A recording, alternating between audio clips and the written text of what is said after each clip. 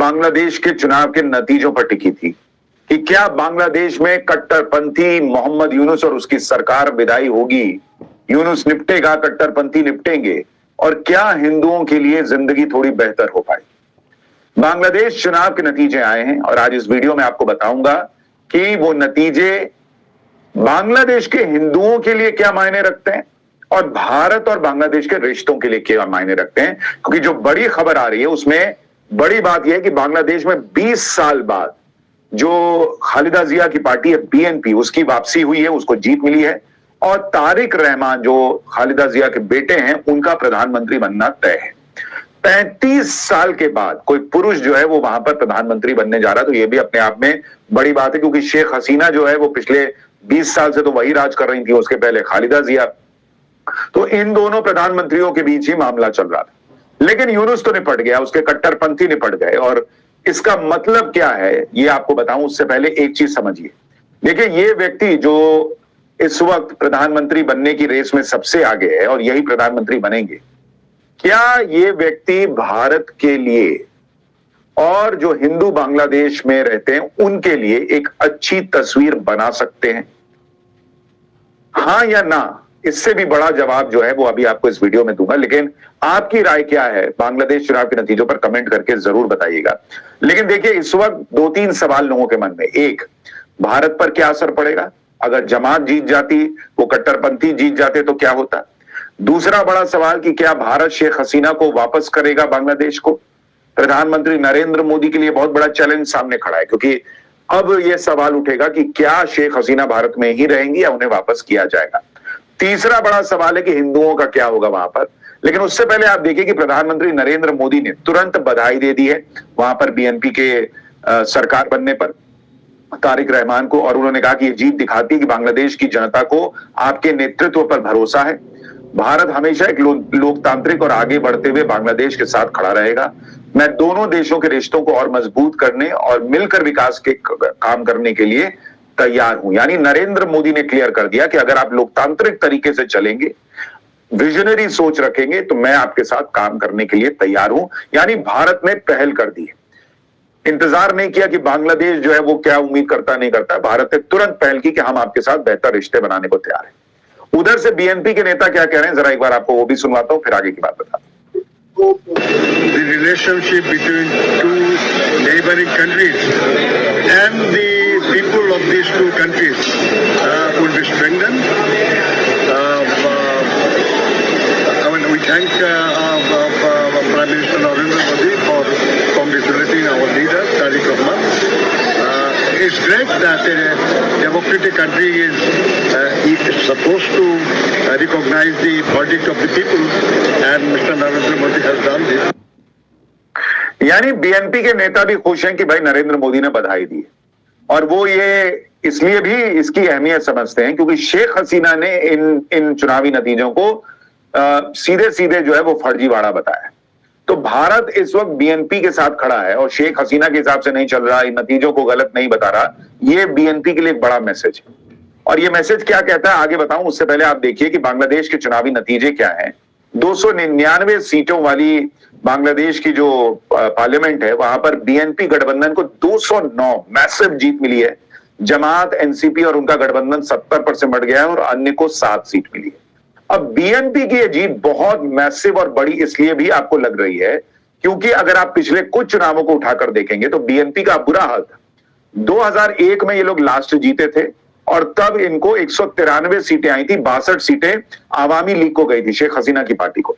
उसके बाद से इनका सुपड़ा साफ रहा। 266 2008 में शेख हसीना की पार्टी को आई, इनको आई थी 35 सीट। 2014 में बीएनपी को आई थी 40 सीट और शेख हसीना की पार्टी को 273 सीट। 2018 में इनको आई थी मात्र 7 सीट बीएनपी को, और अवामी लीग को आई थी 300 सीट। और इसलिए अगर आप देखेंगे तो अचानक से बीएनपी को बड़ी मैसिव जीत मिलना बड़ी खबर है। और इसकी एक बड़ी वजह यह भी है क्योंकि ये ट्रायंगुलर मुकाबला नहीं था। शेख हसीना की पार्टी जो है उसको चुनाव से पहले ही बैन कर दिया गया था। तो बीएनपी वर्सेस जमात की लड़ाई मोटे तौर पर मानी जा रही थी, बाकी और अन्य लोग थे और अलग पार्टियां थी छोटी मोटी, लेकिन मोटे तौर पर यह बीएनपी वर्सेस जमात था, बीएनपी वर्सेस घोषित कट्टरपंथी था, क्योंकि बीएनपी भी जो है वो एक तरीके से बहुत हिंदू समर्थक नहीं है, पाकिस्तान से ज्यादा सटती है, तो इसलिए भारत के लिए क्या मायने आगे समझाऊंगा। लेकिन वहां लोगों को चुनना था खास तौर पर कि ज्यादा खराब को चुने, ज्यादा कट्टरपंथी को चुने, या थोड़ा कम खराब को और कम कट्टरपंथी को चुने, और उसमें उन्होंने बीएनपी को चुना। और बीएनपी की जीत की बड़ी वजह जो है वो ये है कि बीएनपी के साथ वहां के हिंदू भी चले गए। देखिए वहां पर कहा जा रहा है कि बीएनपी को जो शेख हसीना की पार्टी अवामी लीग को हिंदुओं का वोट मिलता था वो शिफ्ट हो गया, और जो अवामी लीग का गढ़ था जैसे गोपालगंज के अलावा खुलना, सिलहट, चटगांव, ठाकुरगंज में भी बीएनपी को जीत मिली है, जिससे ये साफ साफ दिखता है कि हिंदुओं ने बीएनपी पे भरोसा किया है। क्योंकि उनको, मैंने कहा ना, दो खराब में से चुनना था, तो कम खराब को उन्होंने चुना कि भाई ये कट्टरपंथी जो है जमात वाले, ये तो पता है कि ये क्या करेंगे, तो इसलिए कम से कम बीएनपी पे भरोसा करो। और क्यों भरोसा करने की वजह उनको दिखी, ये तारिक रहमान जो है ये क्या कर सकते हैं ये आगे बताऊंगा। और बांग्लादेश में 59% मतदान हुआ, जो पिछले बार से 17% ज्यादा था, जो कि ये दिखाता है कि लोग बदलाव चाहते थे और इस जमात को, इन कट्टरपंथियों की फौज को बाहर धुतकारना चाहते थे, बाहर बैठ। तो ये बांग्लादेश के अंदर जो है ये बड़ा मैसेज गया है। अब ये तारिक रहमान है कौन, थोड़ा इनको भी समझिए। ये जो अब नए प्रधानमंत्री बनने वाले हैं बांग्लादेश के, ये दरअसल शेख हसीना, माफ कीजिएगा, खालिदा जिया के बेटे हैं। खालिदा जिया पूर्व प्रधानमंत्री बांग्लादेश की, जहां पर जिनकी अभी हाल में ही मौत हुई है।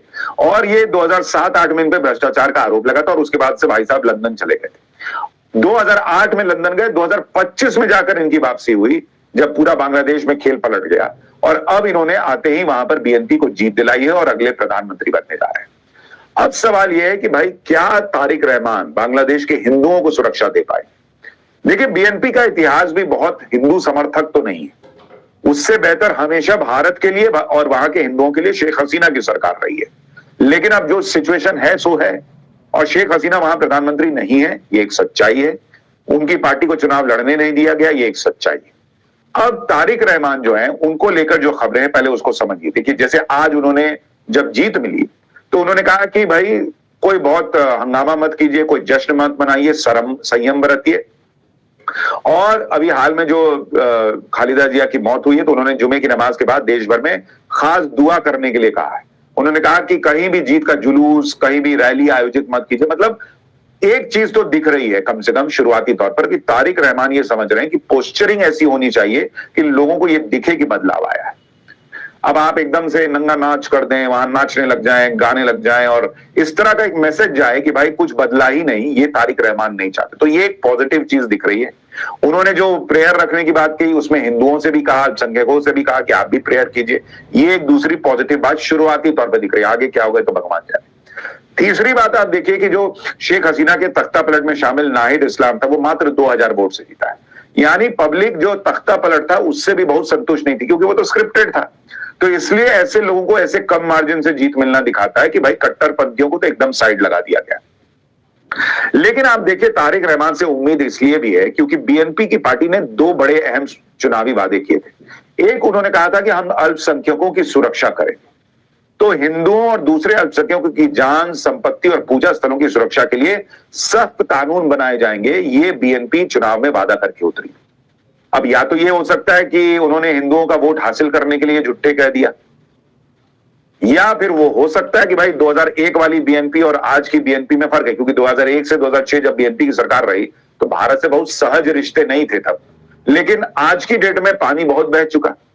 क्या जो लंदन में रहे तारिक रहमान वो बदल चुके हैं, बीएनपी को बदलना चाहते हैं, वो समझते हैं कि अल्पसंख्यकों पर अत्याचार का बांग्लादेश की छवि पर कैसा असर पड़ रहा है।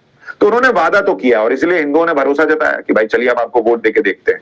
तो एक उम्मीद तो है कि शायद अब हिंदुओं पर वैसे अत्याचार ना हो जैसे वो कट्टरपंथी कर रहे थे। और इन्हें अगर कट्टरपंथी अब भी हमला करते हैं तो बीएनपी की सरकार को सख्ती दिखानी होगी, कड़े कानून बनाने होंगे।